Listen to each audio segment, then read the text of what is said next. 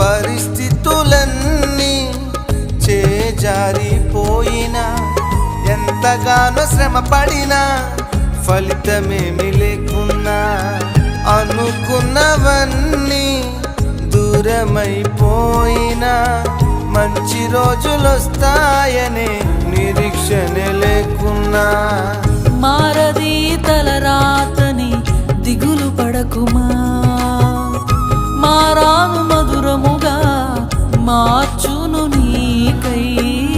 మారది తలరాతని దిగులు పడకుమా, మారాను మధురముగా మార్చును నీ